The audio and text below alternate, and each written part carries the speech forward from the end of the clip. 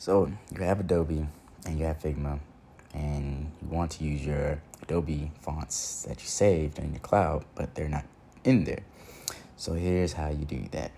You want to open the Creative Cloud desktop app, navigate over to the far right where it says Adobe Fonts. Scroll and find the font that you want to add. It could be anything, but for me, I'm going to find Active Grotesque. There it is. I'm going to install the entire font library. But if you don't want to do that, you can just, on your end, it will be just expanded already. Just pick a font that you want to install. And then from there, it'll be done.